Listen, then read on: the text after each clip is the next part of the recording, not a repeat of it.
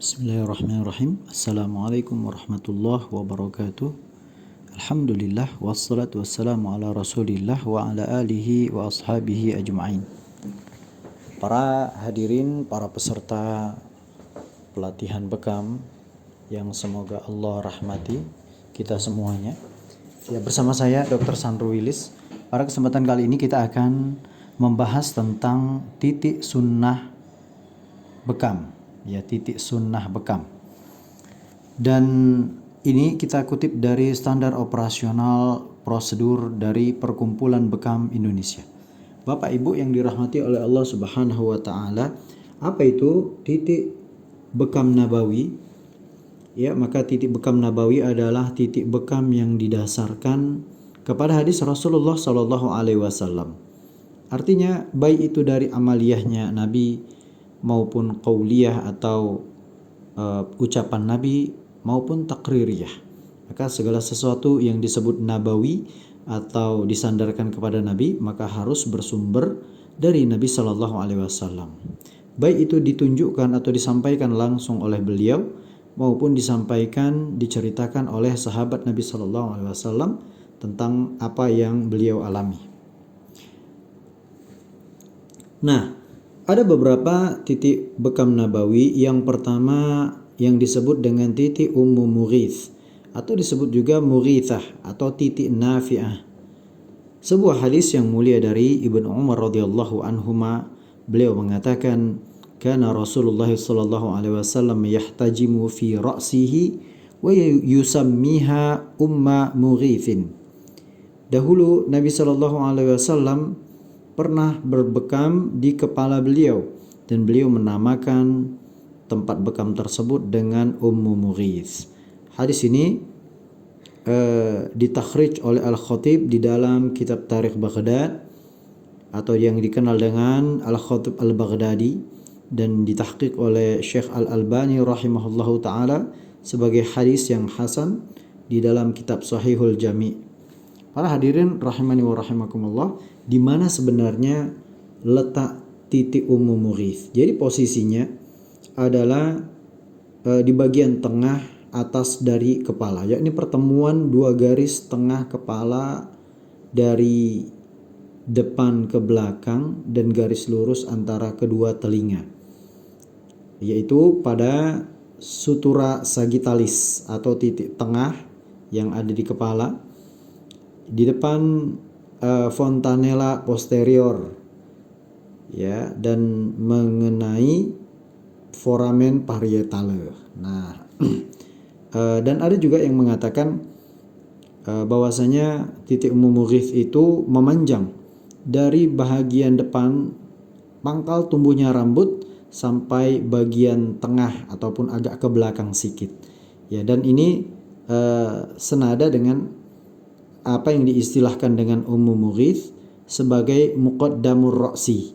Ya, ini istilah fikih ya, istilah fikih muqaddamur ra'si, seseorang itu berwudu mengusap bagian atas kepalanya, ya.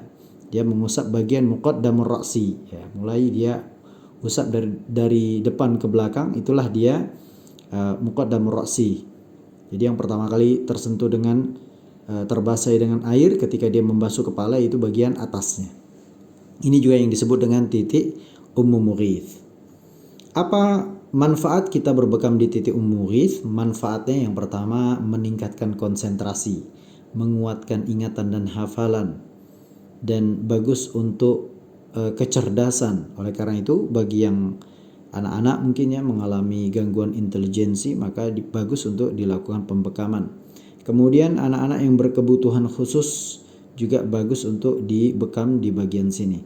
Kemudian untuk demensia, penyakit kelupaan, gangguan degeneratif, stroke, pusing, migrain, nyeri kepala, dan juga ada disebutkan untuk infertilitas, untuk depresi, dan juga gangguan sihir. Wallahu ta'ala alam. Nah, adapun titik bekam nabawi yang kedua, yang ini bersumber dari Nabi Shallallahu alaihi wasallam, apa yang disebut dengan titik alhamah. Sebuah hadis dari Ibnu Abi Kabsyah Al-Anmari bahwasanya beliau pernah menyampaikan hadis bahwa Nabi Shallallahu Alaihi Wasallam dahulu pernah berbekam di atas hamahnya, ya, di atas posisi yang disebut dengan titik hamah, ya, ala hamatihi, kana yahtajimu ala hamatihi. Dahulu Nabi Shallallahu Alaihi Wasallam pernah berbekam di hamahnya. Wa baina katifaihi, dan titik di antara dua katifnya, dua tulang belikatnya.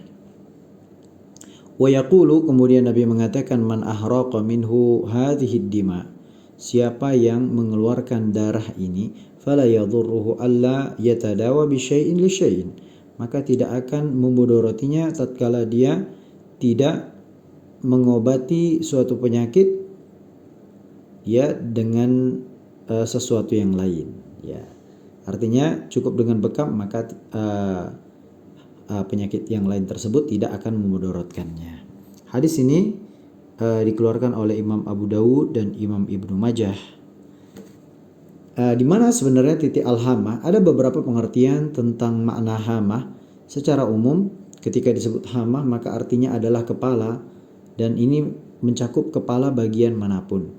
Ya, tetapi makna yang lebih khusus adalah wasatur ra'si, bagian tengah kepala, atau a'la ar-ra'si, bagian yang paling atas daripada kepala. Dan ini memungkinkan, ya, terjadinya overlap antara istilah ummu mughith maupun istilah hamah, ya. Bisa saja hamah ini seluruh kepala, bisa mencakup ummu mughith, ya, tapi ummu mughith, ya, belum tentu juga hamah, ya.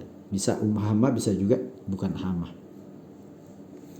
Kemudian titik bekam Nabawi selanjutnya adalah al-yafuh. Yafuh, ya, disandarkan kepada Nabi Shallallahu Alaihi Wasallam karena adanya sebuah hadis dari Abu Hurairah radhiyallahu anhu, anna Aba Hindin hajama Nabi Shallallahu Alaihi Wasallam fil yafuh, bahwasanya Abu Hindin, beliau pernah membekam Nabi Shallallahu Alaihi Wasallam di tempat yang bernama al-yafuh. Faqala Nabi Sallallahu Alaihi Wasallam, kemudian Nabi mengatakan, ya bani Bayadah, wahai banu Bayadah, wahai anak keturunan Bayadah, ankihu Aba Hindin wankihu ilaihi, nikahkanlah Abu Hindin dan carikanlah istri untuknya. Nah, maksudnya kalau di sini diterjemahkan carikanlah istri untuknya, maksudnya carikanlah atau nikahkanlah anak perempuan kalian atau keluarga kalian kepada keluarganya Abu Hindin. Qala, beliau mengatakan, wa in kana fi syai'in mimma tadawuna bihi khairun fal hijamah, ya, jika di sana ada pengobatan yang terbaik yang kalian berobat dengannya, maka itulah pengobatan bekam. Hadis ini diriwayatkan oleh al-Imam Abu Dawud. Di mana posisi titik bekam yafuh? Maka titik bekam yafuh tempatnya ada di pertemuan tulang kepala bagian depan dan belakang pada posisi ubun-ubun saat kecil yang bergerak-gerak, ya. Jadi ubun-ubun itu ada disebut dengan fontanella anterior dan fontanella posterior. Ada pula yang berpendapat posisi ini antara hamah dan ummu mughith dan juga kening. Kegunaan titik yafuh adalah sebagai penguat dari titik ummu mughith, ya. Jadi di fontanella posterior atau disebut dengan ubun-ubun besar, fontanella anterior disebut dengan ubun-ubun kecil. Inilah dia titik yafuh. Kemudian titik nabawi berikutnya adalah ar-ra'as, masih seputar kepala.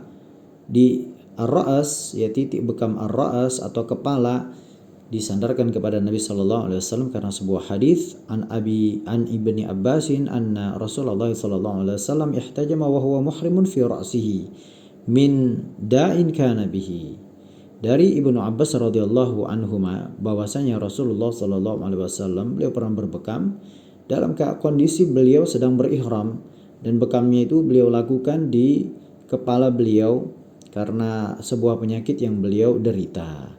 Hadis ini diriwayatkan oleh Imam Abu Dawud dan disahihkan oleh Syekh Nasiruddin Al-Albani rahimahullahu taala di dalam Sahih wa Dhaif Sunan Abi Dawud. Di mana sebenarnya titik bekam ar-ra'as atau kepala yang dimaksudkan adalah bagian kepala yang ditumbuhi oleh rambut pada selain titik ummu mughith ataupun al-hamah dan juga al-yafuh. Berarti bisa aja dia di bagian samping, bagian belakang atau bagian mana ya. Nah, di sini ada catatan pembekaman pada area kepala dibatasi maksimal 3 titik, termasuk titik utama yaitu Umumghith, Al-Hama dan Al-Yafukh. Ini juga dibatasi ya. Pelaksanaannya sebaiknya tidak sekaligus tapi secara bergantian mengikuti kekuatan pasien ataupun sesuai dengan kondisi pasien. Maka ini sebagai kehati-hatian. Adapun jika dinilai pasien tersebut memang pantas untuk dilakukan pembekaman, misal pasien stroke ya, dan kondisinya bagus, maka tidak mengapa. Kemudian titik bekam yang disandarkan kepada Nabi Sallallahu Alaihi Wasallam yang kelima adalah yang disebut dengan al-akhda'an. Ya, al-akhda'an ini dalam kondisi marfu, adapun dalam kondisi majrur maupun mansub disebut dengan al-akhda'ain. Ya, 2 urat leher artinya. Titik ini disandarkan kepada Nabi Sallallahu Alaihi Wasallam karena adanya sebuah hadis an Anas bin Malik anna an-Nabiy sallallahu alaihi wasallam ihtajama thalathan fil akhda'in wal kahil. Dari Anas bin Malik bahwasanya Nabi Shallallahu Alaihi Wasallam beliau pernah berbekam 3 kali di bagian akhda'ain dan juga al-kahil. Ya, disebut akhda'ain karena ada fi ya. Kalau nggak ada fi-nya dia al-akhda'an gitu ya. Wal kahili karena dia ada fi maka dia berbaris kasroh. Kalau nggak ada fi-nya dia wal kahilu gitu dia. Itu namanya majrur ya. Hadis ini dikeluarkan oleh Imam Abu Dawud, Imam Ibnu Majah, Imam Ahmad dan disahihkan oleh Syekh Al-Albani rahimahullah di dalam rantaian hadis-hadis yang sahih karya beliau ya. Jadi inilah dia titik al-akhda'an atau yang lebih populer di Indonesia sebagai titik al-akhda'ain. Di mana posisinya sebagaimana disebutkan dalam kitab Syarhul Masabih, posisinya terletak di sepanjang 2 leher antara kedua pundak ya, antara kedua bahu ya, di bawah tumbuhnya rambut ya, maksudnya di bagian kepala ya, bagian tumbuh rambut yang paling bawah itu ya, di belakang telinga ada situ mengalir atau berjalan atau membentang ya otot leher ya sampai ke bagian bahu di bagian tengah. Maka berbekamnya di bagian situ. Sementara di dalam kitab Tuhfatul Ahwadhi disebutkan bahwa posisinya ada 2 pembuluh darah yang ada di samping leher kanan kiri. Tentu saja kita tidak berbekam di pembuluh darah tersebut tapi di ototnya ya, di ototnya, dan kita untuk menghindarkan terkena pembuluh darah tersebut maka digeser sedikit ke arah belakang. Ya, ini masih bagian otot daripada samping kanan kiri leher ya, dan itu lebih aman. Dan sebenarnya berbekam di area situ juga tidak akan mengenai pembuluh darah tersebut ya, karena yang kita tusuk itu adalah kulitnya, bukan pembuluh darahnya. Adapun kop yang digunakan sebaiknya tidak kop yang besar, tapi kop yang kecil ataupun sedang, atau dia mengarah ke arah yang lebih kecil sehingga tidak menarik kuat pembuluh darah, karena nanti orangnya bisa pusing-pusing. Ya, dan berhati-hati jika membekam di area al-akhda'ain apabila dia lebih ke arah samping atau ke arah depan, karena dikhawatirkan akan terkena yang namanya sebuah simpul saraf yang dia bisa memperlambat detak jantung ya. Nah, ini dia gambarnya ya, dari penentuan titik akhda'ain. Ya, apa sih manfaat berbekam di titik akhda'ain? Tentu saja manfaatnya diantaranya adalah untuk keluhan nyeri kepala, sakit pada wajah, sakit pada telinga, sakit gigi, termasuk juga untuk Bell's palsy, sakit tenggorokan, kemudian pusing-pusing kaku leher, kemudian hal-hal yang berkaitan dengan penyakit-penyakit yang ada di sekitar leher ya, termasuk juga misalnya gondok, ini juga kita anjurkan untuk berbekam di situ. Kemudian hal-hal yang berkaitan dengan sakit-sakit yang ada di pundak, ini juga bagus ya. Kemudian pusing-pusing ya, bahkan juga gangguan mata bisa juga dilakukan tindakan. Dan juga stroke ya, stroke juga bagus untuk dilakukan tindakan di daerah situ untuk melancarkan aliran darah ke otak. Wallahu ta'ala alam. Kemudian titik bekam yang keenam yang disandarkan kepada Nabi Shallallahu Alaihi Wasallam atau titik bekam nabawi, apa yang disebut dengan titik al-kahil. Sebuah hadis yang mulia dari Anas bin Malik radhiyallahu anhu bahwasanya Nabi Shallallahu Alaihi Wasallam ihtajama thalathan fil akhda'in wal kahil. Ini sudah kita sebutkan hadis yang tadi ya. Bahwasanya Nabi Shallallahu Alaihi Wasallam pernah berbekam 3 kali di titik yang bernama akhda'in dan juga al-kahil. Nah, al-kahil lah yang kita sebutkan setelah al-akhda'in. Takhrijnya sudah kita sebutkan. Ya, kemudian di mana letak titik bekam al-kahil? Jadi posisinya ada di bagian atas dari tulang punggung yang bersambung ke leher. Bagian atas dari tulang punggung yang bersambung ke leher merupakan sepertiga teratas dari tulang punggung yang terdiri dari 6 ruas. Dalam penjelasan lain, kahil merupakan pertemuan antara dua pundak atau baina katifaihi. Baina katifaihi itulah dia titik al-kahil ya. Ada yang mengatakan titik al-kahil ini adalah di bawah cervical 7. Ya, intinya bagian teratas daripada pundak atau punggung bagian paling atas, maka itulah dia titik al-kahil dan letaknya paling tengah. Apa manfaatnya? Manfaatnya semua penyakit dan keluhan.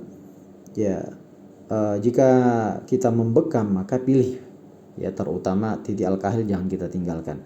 Kemudian untuk melancarkan sirkulasi darah, kemudian ketegangan pada leher dan pundak pusing, kemudian migrain, nyeri kepala, dan semua gangguan di kepala, gangguan jantung, gangguan paru, ataupun gangguan buang air besar ya, ataupun yang lainnya, gangguan mata, maka tetap kita bekam di al-kahil. Vertigo juga bagus juga ya. Ya, sesak napas, maka ini bagus dilakukan pembekaman di titik al-kahil. Nah, di sini disebutkan kontraindikasi pembekaman pada titik al-kahil jika tepat pada posisi tulang cervical 7 dapat mengakibatkan kesemutan di lidah, bengkak di pipi, bahkan kesulitan bicara yang bersifat temporal, walaupun tidak semua orang mengalami efek ini. Dan ini relatif ya, relatif. Hampir saja semua orang tidak mengalami hal ini. Mungkin ketika terjadi hal ini ya bisa saja orang tersebut ada gangguan jin atau yang lainnya. Dan pernah juga kita membekam dia mengalami kesemutan di bagian tangan. Ya, wallahu ta'ala alam, bisa jadi ini salah satu indikasi seseorang itu mengalami gangguan-gangguan jin ya, sesuatu yang tidak wajar. Ya, namanya jin tidak suka dengan bekamnya. Wallahu alam. Kemudian titik bekam selanjutnya yang disandarkan kepada Nabi sallallahu alaihi wasallam adalah titik az-zahr atau punggung. Sebuah hadis yang mulia dari Jabir, beliau mengatakan, an Jabirin qala ihtajama Rasulullah sallallahu alaihi wasallam wa huwa muhrim.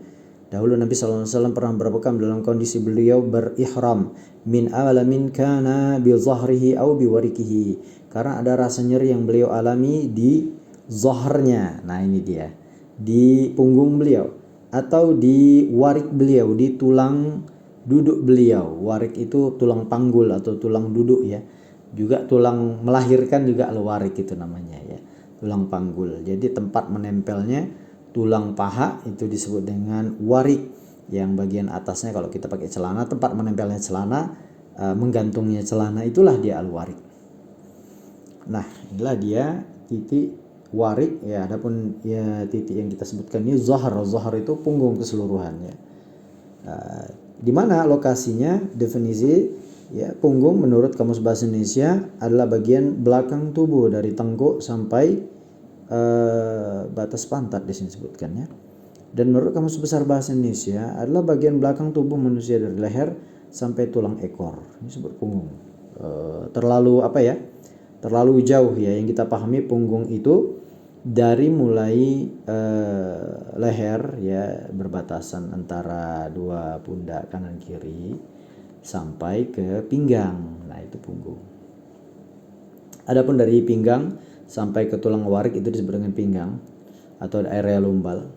Kemudian dari lumbal ke bawah itu area tulang ekor ataupun warik. Kita baca lagi, mengacu kepada definisi di atas, bisa dijabarkan bahwa punggung adalah bagian belakang tubuh manusia yang dimulai dari daerah setelah leher atau tangkuk, terus ke bawah hingga daerah pantat, bahkan bisa hingga bagian tulang ekor. Area tersebut cukup luas sehingga titik bekam yang mencakup daerah punggung bisa cukup banyak. Ya kalau kopnya kecil banyak, kalau kopnya besar ya mungkin nggak sebanyak yang kecil gitu ya. SOP Bekam PBI memberikan rekomendasi pengambilan titik bekam pada daerah punggung paling banyak maksimal sejumlah 8 titik. Ya tentu saja agak jarang-jarangkan. Cara penentuan titiknya adalah dengan mengambil titik berpasangan kanan kiri, posisi diambil 2 jari dari sebelah luar tulang belakang. Ya, jadi kita berikan jarak 2 jari ke kanan, 2 jari ke kiri.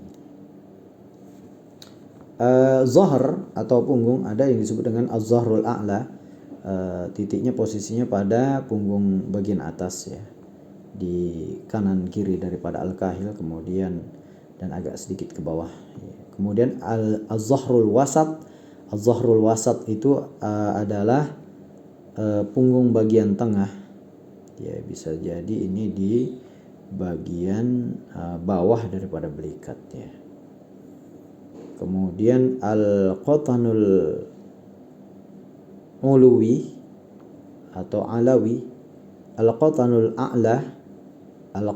a'la, posisinya di samping ruas tulang lumbal 1, lumbal 2. Kemudian ada al-qatanus sufla, posisinya di samping tulang ekor bagian atas kanan kiri, tulang ekor bagian atas kanan kiri. Wallahu ta'ala a'lam. Nanti kita akan lihat lagi ya, kita akan bandingkan dengan referensi yang lain. Insyaallah ta'ala kalau ada pelatihan lanjutan ya yang advance. Apa manfaatnya sebenarnya apabila seorang berbekam di titik az-zahr? Ya, kegunaannya pertama bisa bagus untuk gangguan jantung, sesak napas, nyeri punggung atas bawah, spondilosis, spondilitis, dan apabila ada osteofit atau penumpukan asam urat di punggung, ini bagus dilakukan bekam di situ. Dan ini pernah kita alami pada pasien, kita lakukan pada pasien yang dia tidak mampu untuk berjalan karena saraf kejepit akibat penumpukan kristal asam urat di tulang punggungnya. Sebulan sekali, alhamdulillah setelah sekian bulan ya dia pun bisa berjalan, bisa nyapu rumah, nyapu halaman, nah gitu. Alhamdulillah sehat ya. Yang dari yang tadinya cuma baringan aja bisanya di atas tempat tidur. Dan ini juga bagus untuk gangguan liver. Cuma hati-hati gangguan liver apabila dia infeksi dengan virus yang menular melalui darah, maka seorang pembekam harus berhati-hati jangan sampai dia yang terkena penyakit tersebut. Saraf kejepit ini bagus ya. Kemudian skoliosis, encok skoliosis itu tulangnya bengkok. Dan untuk bekam di area punggung ya diperhatikan dengan kondisi pasien, perlu diperhatikan tensinya jangan sampai dia pingsan. Kemudian ada titik yang disebut dengan al-warik atau titik panggul.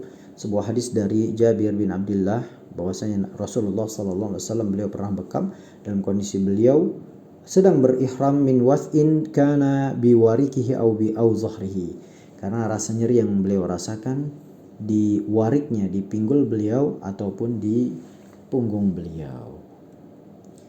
Posisinya adalah pinggul kanan kiri ya, jadi posisi warik ini agak melebar ya, pokoknya pinggul kanan kiri sampai ke arah tulang duduk ini masih area warik ya. Warik itu bisa juga bagian depan ya bisa bagian samping. Kalau di bagian depan itu dia warik itu pas di tulang pubis ya, atau bulu-bulu kemaluan. Nah itu masih area warik juga itu. Cuma kita ambil bekam di bagian depan bagian belakang ataupun sampingan kiri ya, jangan bagian depan. Kalau bagian depan itu nanti di area tempat menggantungnya organ-organ yang ada di atas panggul, ini bagus untuk gangguan haid, gangguan berkemih ya, dan gangguan usus bagian bawah. Ya, kegunaan untuk penyakit stroke ya, pegal, kaku, panggul, siatika, saraf kejepit, HNP, spondilosis, spondilitis, nyeri-nyeri panggul akibat akibat kehamilan, ini juga bagus. Dan sebaiknya ini juga bagus dilakukan untuk orang yang wasir. Orang yang wasir bagus dilakukan di area warik, dan juga untuk infertilitas, untuk orang gangguan ereksi, ada gangguan seksual ini, supaya bagus dia dibekam di area al-warik. Kemudian ada titik bekam disebut dengan zahrul qadam. Dari Anas bin Malik bahwasanya Nabi SAW beliau pernah berbekam dalam kondisi beliau berihram ala zahril qadam, posisinya di atas punggung kaki, min waja'in kana bi, karena nyeri yang beliau rasakan. Hadis ini dikeluarkan oleh Imam Ahmad dan juga Imam Abu Dawud. Ya.